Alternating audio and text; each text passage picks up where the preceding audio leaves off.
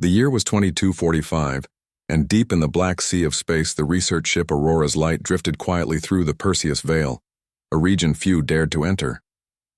The crew called it the Curtain of Ghosts because sensors went blind, and communications vanished without warning. Commander Ryan Vale stood at the viewing deck, his eyes fixed on the stars that twisted and bent like ribbons of light. "Nothing about this place feels natural," he said softly. Beside him, Lieutenant Mara Chen, the ship's navigator, frowned at her console. "Gravimetric readings are unstable again. It's like something's pulling us, but not with gravity. More like a whisper?" Ryan finished with a half-smile. Mara looked up. "Exactly." Before Ryan could answer, the ship trembled. Alarms blared through the corridors. The lights dimmed and the hum of the engines faltered. "Energy surge," shouted Ensign Loran from engineering. "We're caught in a—" Then silence, the stars vanished. The main screen flickered, showing nothing but white static. Outside, waves of pale blue light rippled across the void, like the ocean seen from beneath the surface. Ryan steadied himself. "Report." "Engines offline," Loran called out. "Backup systems holding. We've entered some kind of plasma storm, but I've never seen readings like this." "Find us a way out," Ryan ordered, but the storm had no direction. It wasn't pushing or pulling. It surrounded them, alive in its own strange rhythm. For hours, the crew worked in tense silence. Then, as suddenly as it began, the static cleared. A single signal appeared on the radar, faint but unmistakable. Mara's eyes widened. "Sir, it's a human distress beacon. Frequency pattern 472 Earth Standard. That protocol hasn't been used in over 100 years. Ryan leaned closer. "You're sure it's human?" "Yes, sir. And it's coming from that planet below." They looked out the window. Beneath them was a frozen world, pale and still, its surface cracked with blue ice canyons. No cities, no lights, only a gray sun casting long shadows. "Set a landing course," Ryan said quietly. The frozen silence. The shuttle descended through layers of icy clouds. Frost gathered on the windows and the winds howled like distant voices. When they touched down, the surface sensors showed temperatures cold enough to freeze metal in minutes. The crew moved carefully, wearing heavy suits as they stepped onto the barren ground. The signal led them toward a buried structure, half hidden under ice and snow. The building was old, marked with faded letters. "Outpost Helios 9. Loran brushed the snow off a panel near the entrance. "This place was built before the outer expansion era. It shouldn't even exist anymore." Ryan pressed a gloved hand against the door. "Then we find out why it does." Inside, the air was thin and dry. The corridors were narrow, lined with frozen computers and silent machines. Every footstep echoed like a whisper through the emptiness. They passed through rooms filled with broken research equipment, faded notebooks and personal items. A photo of a smiling team, long gone. Something about the place felt wrong, not dangerous, but lonely. As they reached the main control chamber, Mara stopped. "Sir, the beacon's source is right here." A single light blinked on the far side of the room. A cryopod, half buried under frost, still humming faintly. Ryan's breath caught in his throat. "That's impossible. The power core of this place should have died decades ago." They approached carefully. Inside the pod was a woman, pale, peaceful, and impossibly alive. Her ID tag read, Dr. Ilara Miles Loran checked the registry on his wristpad. She was part of the Helios research program, reported missing in 2147. "Almost 100 years ago," Mara whispered. Before they could react, the pod emitted a soft chime. The frost began to melt. A thin mist filled the room and the pod door slowly opened with a hiss. Ilara's eyes fluttered open. Her lips moved weakly as if fighting to remember how to speak. Ryan leaned forward. "It's all right. You're safe. You're aboard Aurora's Light." Her hand rose slightly, trembling. Her voice was soft but clear. "Close the door if you're staying." Ryan paused, confused. "What do you mean?" Her eyes, still unfocused, looked past him toward the open corridor. "The door, please. Close it." Without hesitation, he reached for the control panel. The door sealed shut with a gentle thud. The temperature display on their suits steadied. The flickering lights above stopped shaking. Even the faint howling outside seemed to fade, as though the planet itself had taken a breath and calmed. Ilara's shoulders relaxed. She exhaled softly, her eyes closing again. "Good," she whispered. "It listens." Ryan exchanged puzzled looks with his crew. Who listens? But Alara had already drifted back into sleep. Echoes beneath the iceback aboard the shuttle, the crew worked to stabilize Alara's vitals. Her body temperature was low but recovering. Ryan watched the monitor, his mind filled with questions. How could she survive a century in cryo without external power? Lauren asked. Mara checked her data tablet. The energy levels in that pod were not normal. The readings didn't match any human tech. It's as if something else was feeding it. Ryan looked out through the small window. The ice-covered planet stretched endlessly, calm and silent now. "Download everything from the outpost's core," he said. "Every log, every entry." It took hours to decrypt the ancient data. Most of it was corrupted, but a few fragments remained. One video log flickered to life. A younger Alara appeared on the screen, standing in the same control room where they had found her. Her voice was steady, though her eyes carried exhaustion. "This is Dr. Alara Miles of Helios 9, she began. "Experiment 6 has failed. The entity is responding in unpredictable ways. Communication has changed." She looked behind her as if something unseen filled the room. "It no longer speaks through instruments. It speaks through the air itself. We thought we could study it. Now it studies us." The screen went dark. Rian sat quietly for a moment. An entity? What did she mean? Mara scrolled through the remaining data. It seems the Helios program was studying a form of atmospheric energy, something that reacted to human emotion. They called it the listener. "The listener," Ryan repeated softly. "And when she said, 'Close the door,' maybe she wasn't talking to us. Maybe she was talking to it. The calm before the truth." That night, as the crew rested, Ryan couldn't sleep. He sat in the observation bay, watching the faint blue glow of the storm clouds moving across the horizon. He thought of Alara's voice, the calm urgency, the strange peace that followed her words. When he returned to the medical bay, she was awake again. Her eyes were clearer now, though her skin still looked pale under the soft lights. Ryan smiled gently. "You gave us quite a scare, Doctor." Alara's lips curved faintly. "You came through the storm," she said. "It means it let you." "What do you mean it?" "The listener," she whispered. "It's been waiting." Her voice was soft, but something in her tone carried weight, as if she was speaking of something vast, ancient and patient. Before Ryan could ask more, she turned her gaze toward the ceiling. "Do you hear it?" Ryan frowned. "Hear what?" "The hum," she said. "It's everywhere. You can't hear it until it wants you to." Ryan listened carefully. The ship was quiet, and except for the faintest vibration like a low note beneath the edge of hearing. Alara smiled weakly. "That's it. It's not angry. It's curious. It knows you're here." Ryan stood silently, unsure whether to feel comforted or afraid. For the first time in days, the Aurora's light was completely still. No flickers, no alarms, no motion. It was as if the universe itself was listening. The following day, the Aurora's light floated quietly above the frozen planet. The crew gathered in the command room, still unsure what they had discovered below. The data from Outpost Helios 9 was incomplete, and Dr. Alara Miles, the woman they had awakened from the cryopod, was still recovering in the medbay. Commander Ryan Vale stood before the holoscreen, its dim blue light flickering over his face. On the display were the fragments of Alara's last video log, the one that had mentioned the listener. "An energy life form," Mara said, reading from her tablet. "Not solid, not physical. It reacts to emotion, sound, even thought. The original team believed it could communicate if they stayed calm and open-minded." Ryan crossed his arms. "And instead it trapped them on that planet." "No," said a quiet voice from the doorway. They turned. Dr. Alara Miles stood there, wrapped in a silver thermal blanket, her steps unsteady but her gaze firm. "It didn't trap us," she continued softly. "We trapped ourselves." Ryan motioned for her to sit. "You should be resting, Doctor." "I've rested for a century," she said with a tired smile. "It's time I explain what really happened."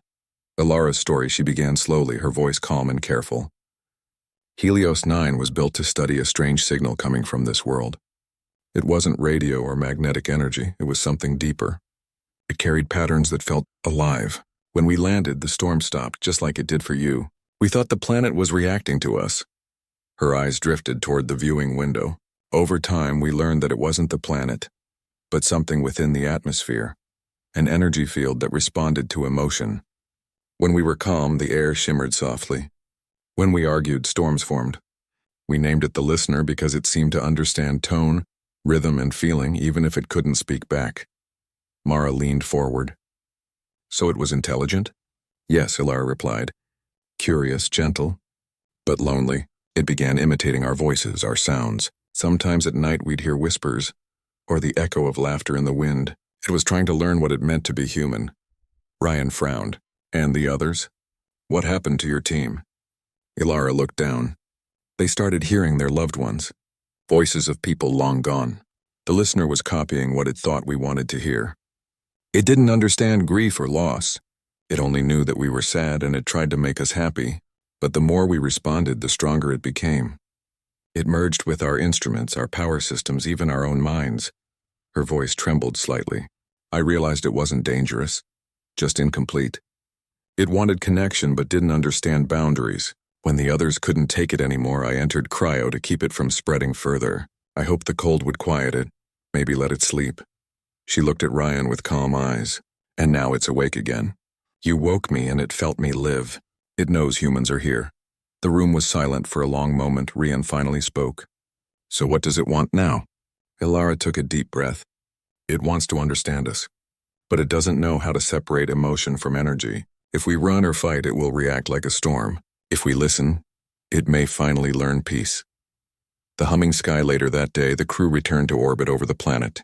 The pale clouds below pulsed faintly, as if the atmosphere itself breathed. Soft waves of light rippled across the horizon, blue, gold, and silver. Ilara stood at the viewport, her reflection merging with the lights beyond. It's speaking, she said softly. Rian listened. The hum that had once been faint was now clear, a low musical vibration that seemed to come from everywhere at once. It wasn't frightening. It was beautiful. Mara turned to the commander.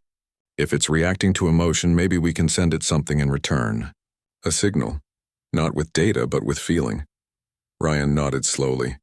Music, Ilara smiled faintly. Exactly what we tried a century ago. Only this time don't play it at it. Play it with it. They moved to the communications bay. The sound engineer linked the ship's instruments to the external emitters, creating a network of tones. Ilara adjusted the frequency. It likes gentle rhythm, she said. Something steady and kind. Ryan turned to her. Something like a heartbeat? Ilara looked up and met his eyes. Yes, that's how it first recognized us. The first tones filled the ship, slow, calm, warm. Outside, the shimmering clouds began to move in waves that matched the rhythm. The hum grew deeper, resonating with the melody. Everyone felt it, not as sound, but as emotion, peace, curiosity, even joy. Then, for the first time, a new tone joined in. Soft, answering theirs. It's responding, Mara whispered. Ilara closed her eyes. It remembers. A message beyond words. For several hours they maintained the musical exchange. The storm cloud slowly parted, revealing faint light from the planet's surface below. The ice glowed with strange patterns like enormous writing carved into the world itself. Loran zoomed in on the display. Those shapes, I bet they're repeating. Could it be a message? Ilara leaned closer. No, it's reflection. It's showing us what it sees, us. The patterns were outlines of faces, hands, and symbols, imperfect, almost childlike. The listener was trying to draw. It's learning, Ryan said softly. But as the hum grew stronger, the ship's lights flickered again. Power readings spiked. Mara frowned. It's pulling too much energy from the field. If it continues, it could overload the engines. Ryan hesitated. Can we stop it? Ilara shook her head. If you cut the connection too fast, it might think you're rejecting it. That could make it unstable again. So what do we do? Ilara looked out the window. We talked to it, the voice of light. The hum changed pitch. It sounded less like a song and more like speech, patterns forming and repeating. Ilara listened carefully, then spoke into the microphone. We hear you, she said slowly. You're not alone. The hum softened. She continued, choosing each word with care. You wanted to understand us. Humans feel many things, happiness, fear, hope. But the strongest of all is connection. That's what you've been searching for. A soft pulse of blue light passed through the ship, gentle and warm. Everyone felt a calm presence as though a silent listener had smiled. Mara whispered, "It understands." Alara nodded. In its own way, but the reading still rose. The listener's energy was merging with the ship's core, and the systems couldn't hold it for long. Rian looked at Alara. "Can we separate it safely?" She shook her head. "Not yet. It needs to learn to let go." Ryan stepped closer. "And if it doesn't?" Alara met his eyes quietly. "Then I'll teach it myself." The decision. Ryan studied her face. "You're saying you can control it?" "Not control," Alara said. "Guide, it knows me. It still remembers my voice from long ago. If I speak to it directly, maybe it will trust me enough to rest." He hesitated. "That's dangerous," she smiled faintly. "So is misunderstanding." Before he could stop her, she walked to the observation platform. The light outside grew brighter, swirling like a living ocean. The hum surrounded them, vibrating in every panel and beam. Alara closed her eyes and spoke softly, not into a microphone but into the air itself. "It's all right," she said. "You've learned enough for now. Rest. Dream again. We will remember you." The glow brightened, then slowly dimmed. The readings on the control panel steadied. The hum faded into a gentle silence. Mara gasped softly. "It's listening." Alara smiled, her eyes still closed. "It always was." A quiet understanding. Hours later, calm returned to the ship. The storms on the planet had disappeared completely, leaving clear skies for the first time in perhaps centuries. Rian found Alara sitting near the viewport, gazing down at the icy world below. "You saved us," he said quietly. She shook her head. "No, we saved each other." Ryan smiled slightly. "You think it will wake again?" Alara looked thoughtful. "When it's ready. The listener is like a child learning a language. It needs patience, not fear." He nodded. "Maybe humanity does too." For a long time, neither spoke. The stars beyond the glass shimmered with silent light, and the faintest echo of the hum still lingered in the background. Soft, peaceful, like the memory of a song. The aurora's light drifted silently above the frozen planet, the glow of the ice below reflecting faintly onto the ship's hull. Weeks had passed since Alara had woken from cryo, and the crew had grown used to the presence of the listener, the vast energy consciousness hidden in the planet's atmosphere. Its hum was no longer strange or frightening. It had become a rhythm they could follow, a presence that made them feel unexpectedly calm. Yet, even as peace settled over the ship, the sensors warned of rising energy levels. The listener was curious, eager but unsteady. Its connection to the ship's systems was growing stronger, pulling more and more power. If it continued, the aurora's light would be unable to hold it. Rian stood at the command center, staring at the readings. "We can't sustain this much longer," he said quietly. "It's too much for the ship." Alara approached, her movements calm but deliberate. "It's not dangerous, but if we don't help it understand, it may grow restless, and restless energy can be unpredictable." Ryan nodded. "So what do we do?" Alara's eyes met his. "Some doors must close so others can open." Ryan frowned. "I don't understand." "You will," she said softly. "I have to speak with it directly. One last time, alone." Ryan hesitated. "Alone, you mean?" "Yes," she said. "I am the only one it truly recognizes. It remembers my voice, my thoughts, even my emotions from a century ago. No one else can guide it safely." The commander studied her face. There was no fear, only certainty.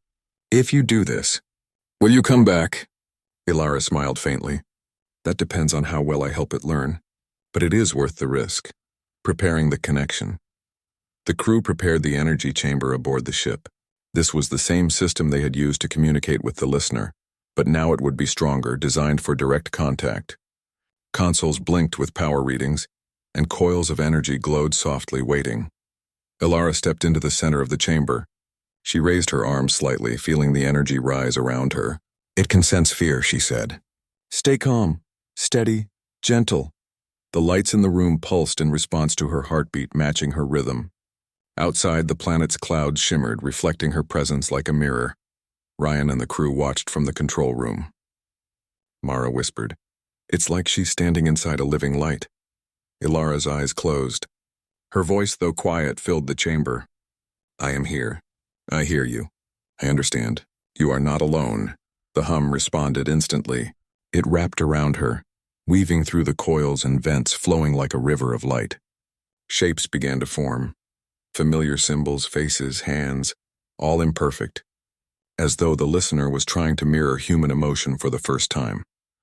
The dance of energy hours passed as Ilara guided the energy field. She spoke softly, describing the concepts of patience, kindness, and understanding. The listener's pulsing rhythms grew steadier. The swirling lights outside became calmer, smoother, as if the planet itself were breathing in harmony. Rian noticed the monitor stabilizing. Power surges were decreasing. The listener was learning, not through force but through trust. Ilara's voice never wavered. You do not need to rush. Emotions are not threats. Connection is not danger. You can rest, knowing we are here. A faint blue wave of light surged from the chamber, reaching the windows and reflecting across the frozen ice below. The energy drew patterns, almost like writing, a language of shapes and emotion. Ryan realized these were the first real words the listener had ever expressed. Mara whispered, "It's speaking." "Yes," Ilara said. "It is speaking, but only through understanding." The crew watched in awe as the pattern stabilized into recognizable shapes, hands reaching out, gentle curves resembling smiles, symbols of peace and trust. For the first time, the planet seemed alive with comprehension, not chaos. The choice, but as the hours continued, the chamber's energy began to grow unstable. Even as the listener learned, it still needed guidance. Ilara knew what she had to do. Ryan approached the glass wall of the chamber. "Ilara, you've done so much already. You don't need to—" "I do," she interrupted gently. "I promised them long ago. If this door stays open too long, the energy will overwhelm both it and the ship. I must become the bridge, permanently if necessary, to help it learn fully." Ryan's hand rested on the glass. "If you do this, it may trap you inside, won't it?" Ilara's lips curved faintly. "Perhaps. But if I step through, I will help it understand empathy, care, and patience. That is the only way it will ever be safe. Not for humans, but for itself." Rian's throat tightened. He knew she was right. Humanity's strength had never been about dominating, but about understanding and connecting. She looked at him, calm and steady. "When I said close the door if you're staying long ago, I meant some doors must remain closed for greater things to open." Rian's eyes glistened. "Then go. Guide it." The final connection, Ilara stepped fully into the center of the chamber. The lights rose, pulsing brighter with every heartbeat. She raised her hands, letting the energy flow around her, wrapping her in a cocoon of soft, living light. The hum rose, louder and clearer than ever, but now it carried a new tone, a tone of recognition, as if the listener finally understood who she was. Ilara's voice rang out clearly. "It is safe to learn. It is safe to rest. Connection is not danger. Love, care, and patience are strength. Do you understand?" The chamber pulsed. Outside, the ice glowed brighter, and the energy field moved like gentle waves. A single streak of light shot up into the sky, reaching for the stars as if sending a message beyond the planet. Ryan and Mara held their breath. Slowly, the readings on the monitors stabilized. The listener's chaotic energy had softened into a steady, harmonious pulse. Ilara's voice was calm now. "Remember, even in vast space, you are never alone. We hear you. We see you. We are here." The calm. After the storm, minutes passed, then hours. The hum softened until it became a gentle vibration, like a heartbeat, calm and steady. The chamber's lights dimmed, reflecting a quiet, peaceful glow. The ice on the planet's surface no longer shimmered chaotically. Patterns of light formed on the frozen plains, permanent symbols of understanding and trust. Ryan approached the chamber cautiously. The glass was cool to the touch, but no energy surged. The monitors showed only a faint, steady pulse. "She did it," Mara whispered. Rian nodded slowly. She didn't just calm it. She taught it empathy, humanity in the purest form. A message for humanity Ilara did not return immediately. For days she remained within the chamber, guiding the listener. But she left behind a message on the ship's logs. Humans are not powerful because we control. We are powerful because we listen, we understand, and we care. This planet, this being, has taught us the same. Respect the unknown, guide with patience, and doors that must close will always open something greater. The crew read her words silently, realizing that the experience had changed them. The galaxy was vast and humans were small, but their empathy, patience, and understanding could make the difference between fear and friendship, even with the most unusual life forms. The legacy of the listener. Weeks later, the aurora's light lifted off from the icy planet. The storms had vanished completely. Below, the symbols on the ice reflected the sun, a quiet monument to the bond between humanity and the listener.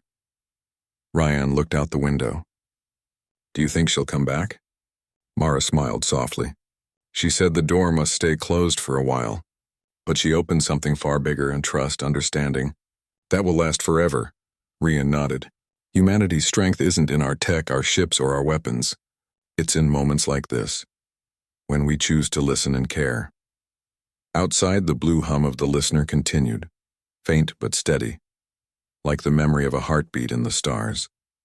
And somewhere on the frozen planet below, a being of pure energy learned patience, trust, and connection, the first lessons of what it meant to understand humans. And Rian knew, as the ship sailed through the calm of space, that one day, humanity and the listener might meet again, but this time they would meet as friends,